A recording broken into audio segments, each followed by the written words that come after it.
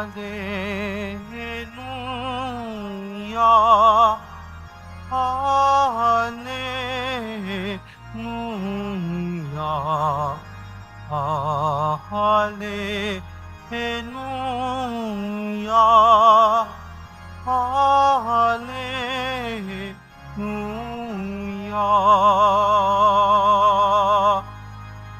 Lahat nawa'y magkaisa kay Kristo at sa Diyos Ama, ng tanay sumampalataya. Hallelujah, Hallelujah,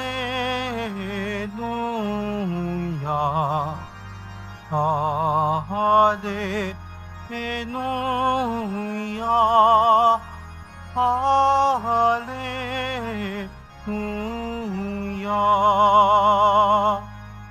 Sumainyo ang Panginoon. At sumaiyo rin. Ang mabuting balita ng Panginoon ayon kay San Juan.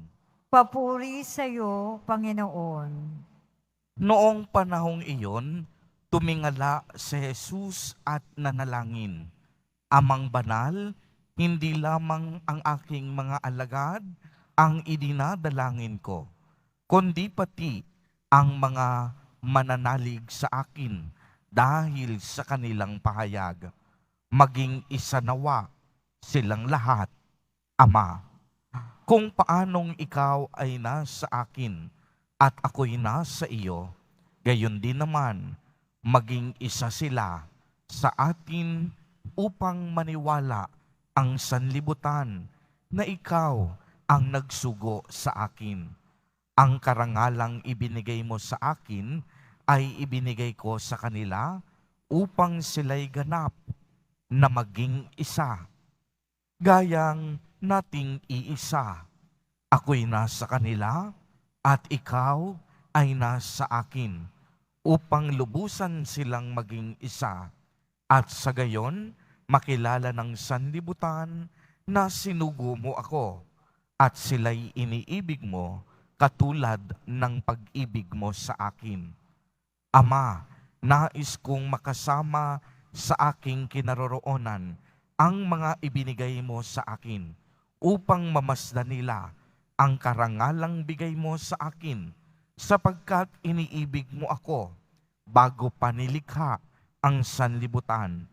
Makatarungang Ama, hindi ka nakikilala ng sanlibutan, ngunit nakikilala kita at nalalaman ng mga ibinigay mo sa akin na ikaw ang nagsugo sa akin.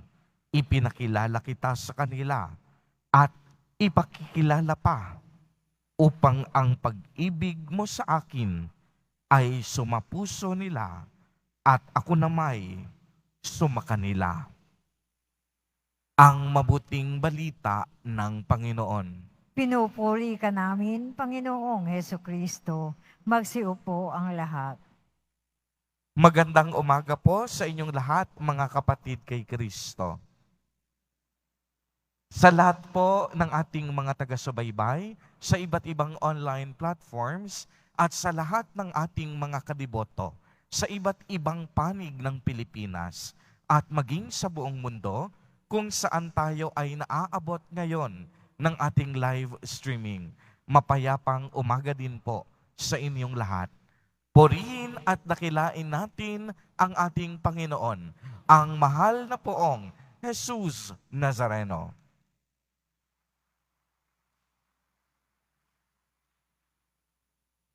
Mga kapatid kay Kristo at mga kadiboto, malugod po namin kayong tinatanggap sa Basilica Minor at Pambansang Dambana ni Jesus Nazareno.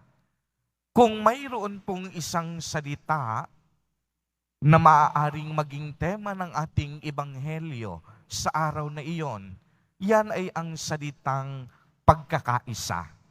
Kung narinig po ninyo at pinakinggan yung ating Alleluia verse kanina, sinabi dito, lahat naway magkaisa kay Kristo at sa Diyos Ama ng tanay sumasampalataya.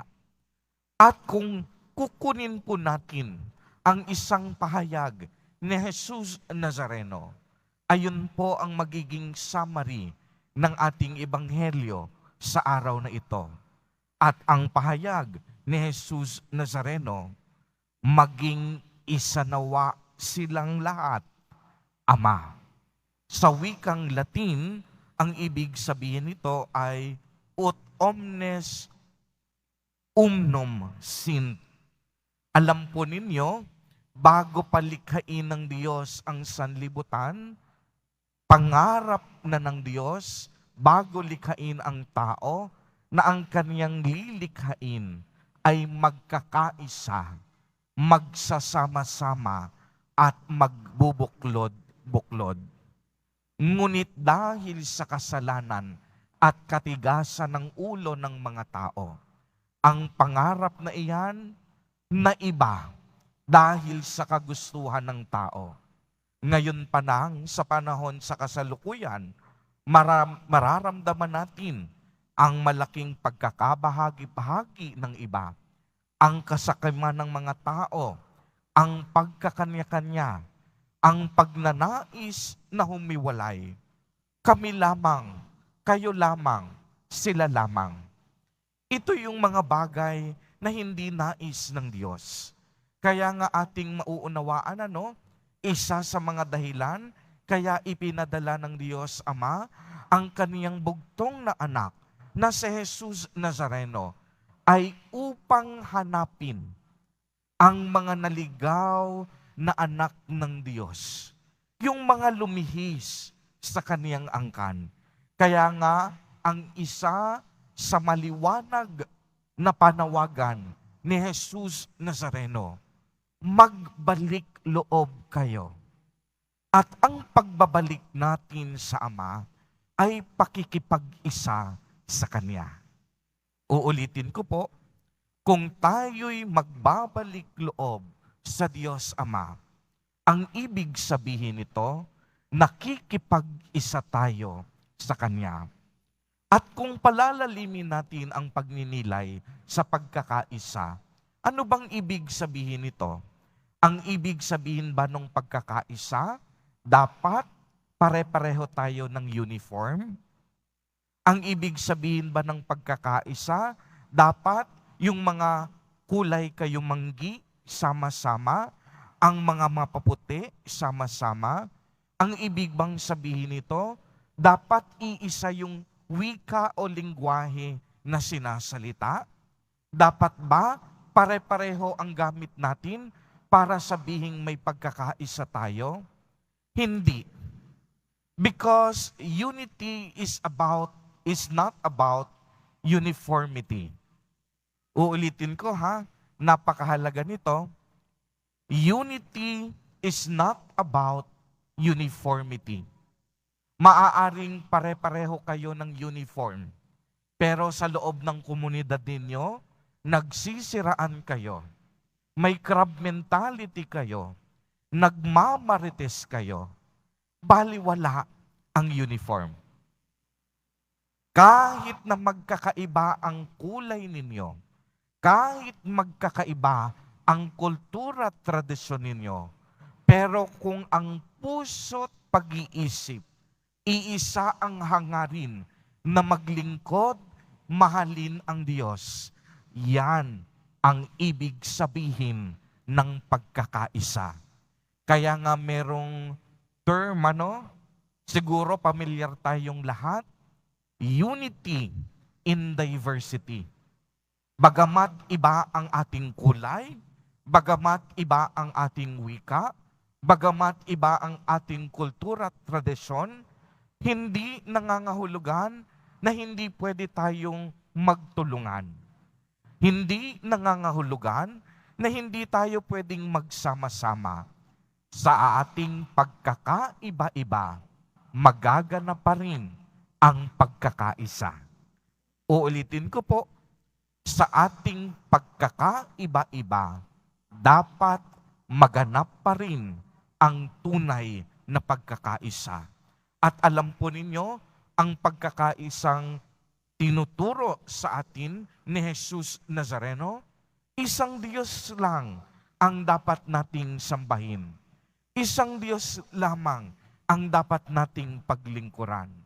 Mahalin natin ang ating kapwa gaya ng pagmamahal sa Kanya. At ang pananampalataya natin, iisa ang hangarin na tayong lahat sama-samang makarating sa kaharian ng Diyos.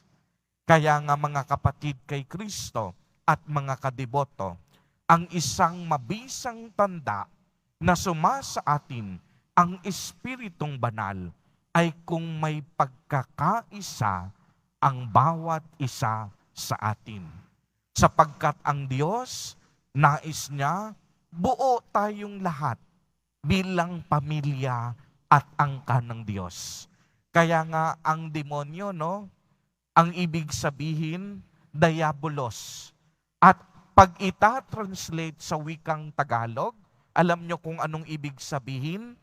Pagkakawatak-watak at pagkakahati-hati. Dahil ang diablo gusto magkakaaway tayo. Ang diablo gusto magkanya-kanya tayo. Pero ang Diyos, ayaw niya ng ganon. Gusto niya, iisa at buo tayo. Sama-sama tayo. Naglalakbay tayong magkakasama. Naglalakbay tayong magkakaakbay. Walang nauuna, walang nahuli. Iisang bangka tayo. At si Kristo ang ating pinuno at gabay. Kaya nga mga kapatid kay Kristo at mga kadeboto, sa pagpapatuloy ng ating banal na Eucharistia, lagi po nating aalalahanin, nais ni Jesus Nazareno na ang bawat isa sa atin magsama, magkaisa at magtulong-tulungan. Anumang kulay, kultura at tradisyon, nasa iisang bangka tayo kasama ni Jesus Nazareno patungo sa ating Amang nasa langit. Naway, wag po tayong lumihis o humiwalay ng landas. Maglakbay tayong magkakakbay sa patnubay ng Espiritong Banal. Amen. Purihin at dakilain natin ang ating Panginoon, ang mahal na poong Jesus Nazareno.